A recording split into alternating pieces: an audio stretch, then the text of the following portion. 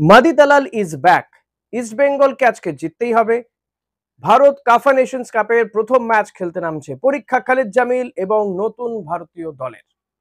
আজ এই সমস্তই থাকবে আমার ভিডিওতে, তাই অতি অবশ্যই ভিডিওটা শেষ পর্যন্ত দেখবেন। ভিডিওটা ভালো লাগলে লাইক কমেন্ট শেয়ার করতে ভুলবেন না। চ্যানেলে নতুন হলে সাবস্ক্রাইব করে নেবেন।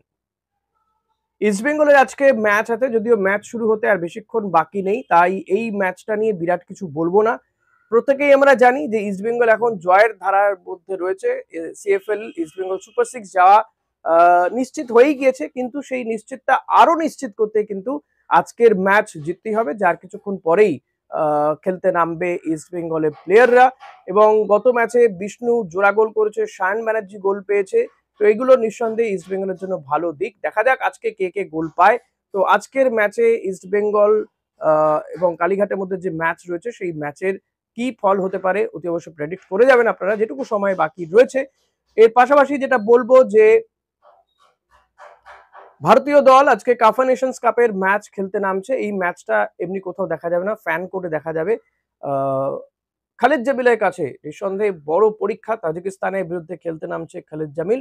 যদিও ইন্ডিয়ান টিমের জন্য মোহনবাগান তাদের 7 জন প্লেয়ারকে ছাড়েনি, ফলত নতুন সেট এবং এই ম্যাচে বা এই টুর্নামেন্টে থ্রু আউট দ্য টুর্নামেন্ট কোনো সুনীল ছেত্রী প্লেয়ার নেই। সুনীল ছেত্রী মতন প্লেয়ারকে বাদ রেখেই এই টিম তৈরি করা হয়েছে। খালেদ বলেছেন যে সুনীল ছেত্রী সবসময় ভারতীয় দলে স্বাগত, কিন্তু নতুন প্লেয়ারদেরকেও দেখে নিতে চাইছেন খালিদ। খালিদের কাছে প্রথম পরীক্ষা, এটা পরীক্ষায় বসতে চলেছেন, কারণ ভারতীয় কোচের দায়িত্ব নেওয়ার পরে পরেই তিনি একেবারে কাফা নেশনস কাপের মতন টুর্নামেন্ট খেলতে নামছেন। যদিও এটা ফ্রেন্ডলি টুর্নামেন্ট, কিন্তু তবুও আমন্ত্রণমূলক এই টুর্নামেন্টকেও কিন্তু সিরিয়াসলি নিচ্ছেন খালিদ জামিল এবং প্রত্যেকে মিলে ভারতকে একটা ভালো জায়গায় যাতে পৌঁছে দেওয়া যায় সেই চেষ্টাই করছেন। এবং এই টুর্নামেন্টটা একটা প্রস্তুতি টুর্নামেন্টও, কারণ যে এখনো পর্যন্ত এএফসি এশিয়ান কাপের যে সমস্ত ম্যাচগুলো রয়েছে, সিঙ্গাপুর হংকং এর বিরুদ্ধে ম্যাচগুলো রয়েছে, সেই ম্যাচগুলো জিততে গেলে এটা একটা বড় প্রস্তুতি দিবে ভারতকে। 3-3টে ম্যাচ খেলবে এবং যথেষ্ট শক্তিশালী দলের বিরুদ্ধে খেলবে ভারতীয় দল। ফলত স্ট্রাইকিং জোনে নতুন প্লেয়ারদেরকে দেখে নিতে চাইছেন খালেদ জামিল। মোটামুটি ভারতীয় দল মোরাললেস কিছুটা চেঞ্জ হয়তো হবে। অনেকদিন পরে গুরপ্রীত আবার ব্যাক করেছেন ভারতীয় দলে, তিনিই শুরু করবেন গোলে, গোলকিপারে। পাশাপাশি আমরা জিকসন কেউ দেখছি অনেকদিন পরে তিনি ব্যাক করেছেন, তো তিনিও খেলবেন। নিখিল প্রভু, তাকেও হয়তো মাঝমাঠে খেলানো হবে। আর জিঙ্গান আর আনোয়ার তার সেন্টার ব্যাক হিসেবে খেলবে, এটা জানা যায়। নাওরেম মহেশকে একটু ওপরের দিকে খেলানো হতে পারে। এবার ফরওয়ার্ড হিসেবে কাকে খেলানো হয় সেদিকে অতি অবশ্যই নজর রাখতে হবে, যে এক্ষেত্রে কাকে ব্যবহার করেন। মনবীর সিং ছোট সে রয়েছে, তাকে খেলানো হবে নাকি অন্য কোনো কম্বিনেশন, নতুন কি কম্বিনেশন হয়। এবং ভারত এই তাজিকিস্তানের বিরুদ্ধে আজ থেকে 17 বছর আগে জয় পেয়েছিল, তো আবার কি জয় পাবে, নাকি ম্যাচটা ড্র হবে বা জিতবে ভারত? আপনারা কি আশা করছেন অতি অবশ্যই এটারও একটা প্রেডিকশন আপনাদের কাছ থেকে চাইছি। তো দেখা যাক কি হয়। খালিদ জামিল তার প্রথম পরীক্ষায় তার টুকটাক সফল হয় নাকি তার স্ট্র্যাটেজি। সাধারণত 4-4-2 তে খেলতে ভালোবাসেন খালিদ জামিল। তবে আমার যেটুকু মনে হয় যে ঘর সামলে তারপরে অ্যাটাকে যাবেন খালিদ জামিল, যাতে গোল না খাওয়া হয়। ম্যাচটা যাতে ড্র হলেও কিন্তু সেটা খালিদের জন্য একটা বড় ব্যাপার, বড় অ্যাচিভমেন্ট হতে পারে। তো এই টুর্নামেন্টে পরবর্তী রাউন্ডে যেতে গেলে গ্রুপ টপ হতে হবে, তাহলেই যেতে পারবে সে। তো খালিদ জামিলের লক্ষ্য সেটাই থাকবে, যাতে প্রথম টুর্নামেন্টটা সে ভালো অবস্থায় শেষ করে। এমনিতে ভারতীয় ফুটবলের দুরবস্থার শেষ নেই। আইএসএল হবে কি হবে না এটা নিয়ে এখনো দোলাচল রয়েছে। যদিও বলা হচ্ছে যে ডিসেম্বরে হবে, কিন্তু ডিসেম্বরে কি করে হবে? যদি এফএসডিএলই না থাকে তাহলে আইএসএল হওয়া কি সত্যিই সম্ভব? ভারতের যে ফুটবল ফেডারেশন এআইএফএফ কি এতটা শক্তিশালী যে এফএসডিএল কে বাদ রেখে টুর্নামেন্ট করতে পারবে? বা অন্য কোনো আয়োজক সংস্থা তারা কি আসবে ভারতীয় ফুটবলে বিনিয়োগ করতে, একটা লসে চলা ফুটবল টুর্নামেন্টে বিনিয়োগ করতে? আর যদি তারা নাই বা আসে, তাহলে কি হবে আইএসএল এর ভবিষ্যৎ? কোথায় থাকবে ভারতীয় ফুটবল?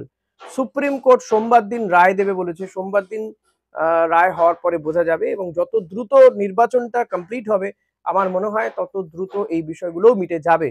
যদি নির্বাচন হয় এবং নির্বাচনে নতুন কোনো কমিটি তৈরি হয়, তাহলে হয়তো এফএসডিএল আবার ব্যাক করতে পারে, কারণ এফএসডিএল কল্যাণ চৌবেকে খুব একটা পছন্দ করছে না।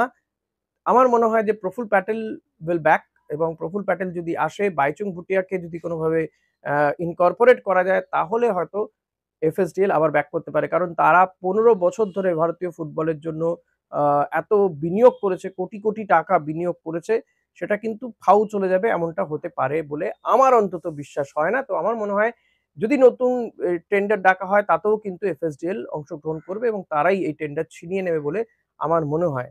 এটা আমার দৃঢ় বিশ্বাস। সেটা কল্যাণ চৌবে না থাকলে সেই কাজটা আরো সহজ হবে।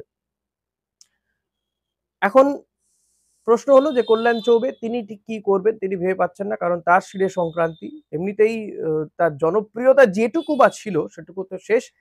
বিজেপির সঙ্গে সাম্প্রতিক রিলায়েন্সের সম্পর্কও ভালো নয়, যেহেতু সে কারণে কল্যাণ চৌবেকেও এফএসডিএল পছন্দ করছে না, বা রাদে বলা যেতে পারে বিজেপি, কল্যাণ চৌবে তো বিজেপির নেতাই।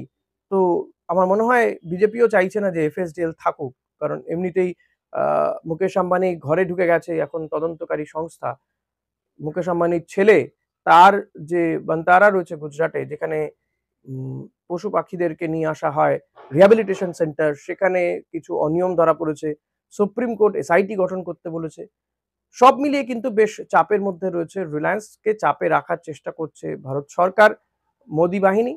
তো আমার মনে হয় এক্ষেত্রে কল্যাণ চৌবেও হয়তো সেই কারণে কিছুটা পিছু হটেছে, নাহলে দুজনে যৌথভাবে বা কল্যাণ চৌবে এভাবে এফএসডিএল কে যেতে দিত না, যেখানে বসে বসে 50 কোটি টাকা বছরে পেয়ে যেত। তো যাই হোক, দেখা যাক কি হয় শেষমেশ। এদিকে ইস্টবেঙ্গলের জন্য সুখবর, ইস্টবেঙ্গল সিনিয়র টিমের জন্য মাদি তালাল তিনি ব্যাক করেছেন, কলকাতাতে চলে এসেছেন। অনেকদিন আগে তিনি বলেছিলেন যে তিনি সুস্থ রয়েছেন, কলকাতাতে ফিরছেন। মাদি তালালকে ডাকাও হয়েছিল প্র্যাকটিসের জন্য, তো মাদি তালাল ফিরে এসেছেন, তিনি প্র্যাকটিস করছেন। এখন রিহ্যাব করবেন তিনি বেশ কিছুদিন। ইস্টবেঙ্গল সিনিয়র টিমকে যেহেতু ছুটি দেওয়া হয়েছে, সেপ্টেম্বর থেকে আবারও প্র্যাকটিস শুরু হবে বল পায়ে। তো তখন আবার তিনি সিনিয়র টিমের সঙ্গে প্র্যাকটিস করার পর্যায়ে থাকেন কিনা এই সমস্ত বিষয়গুলো দেখা হবে।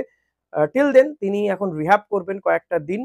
তো দেখা যাক যে মাদি দালালকে ইস্টবেঙ্গল কি খেলায়। সুপার কাপ হবে সেপ্টেম্বরে, সেই সুপার কাপে কি ইস্টবেঙ্গল মাদি দালালকে রেজিস্টার করে, নাকি মাদি দালাল খেলার অবস্থায় থাকে সেপ্টেম্বরে, নাকি তাকে একেবারে আইএসএল এর জন্য তুলে রাখা হবে। ততদিন পর্যন্ত সাউলকে খেলানো হবে। সাউল ক্রেসপোরও কিন্তু খুব একটা ফিটনেস লেভেল নেই, ফিটনেস লেভেল খুবই তলানিতে। তো এখন তারা বাড়িতে গিয়েছে প্রত্যেকেই, তো ইন বিটুইন কতটা কি ফিটনেস তারা নিজেরা বাড়াবে আমি জানি না। এবার আমি কালকেও বলেছিলাম লাইভে এসে যে যদি সুপার কাপ সেপ্টেম্বরে হয়, তারপরে আবার গিয়ে ডিসেম্বরে হবে আইএসএল, তো এই মাঝখানে প্লেয়াররা কি করবে, আবার তারা বাড়ি যাবে, আবার আসবে, এই বিষয়গুলো চলতে থাকবে আর কি।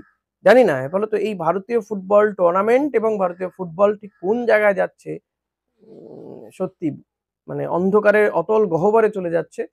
আহ, কে টেনে তুলবে, টেনে তোলাটা কতটা সহজ হবে বা কতটাই বা কঠিন হবে, কঠিন তো হবে, কিন্তু সেটা কতটা কঠিন হবে, আদৌ কি উঠবে আমি জানি না ঠিক কি পর্যায়ে যেতে পারে। মানে এর থেকে আর খারাপ কি হতে পারে আমার জানা নেই।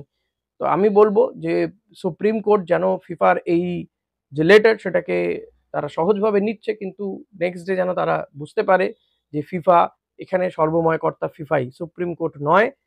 তো সুপ্রিম কোর্ট যেন ফিফার এই লেটারটাকে একটু গুরুত্ব দিয়ে বিচার করে অতি দ্রুত সংবিধান রচনা করে দেয়, এবং অতি দ্রুত যেন ভারতীয় ফুটবল ফেডারেশনের নির্বাচনটা হয়ে নতুন কমিটি তৈরি হয়ে যায়, এবং তারা যেন নতুন কোনো সংস্থার সঙ্গে বা এফএসডিএল সঙ্গে গাঁটছড়া বেঁধে আইএসএলটা সুষ্ঠুভাবে করতে পারে, এবং ভারতীয় ফুটবল যেন আরো ভালোভাবে হয়, এটাই আশা রাখবো। আমার আজকের এই ভিডিও এখানেই শেষ করব। তো এই আশা রেখেই ভিডিওটা, জানি না কেমন লাগলো আপনাদের, অতি অবশ্যই জানাতে ভুলবেন না কেমন লাগলো। আর যা হয় ভালো লাগলে যেটা করতে হয় সেগুলো করবেন, like comment share hype subscribe সবকিছু করে ফেলবেন। Thank you.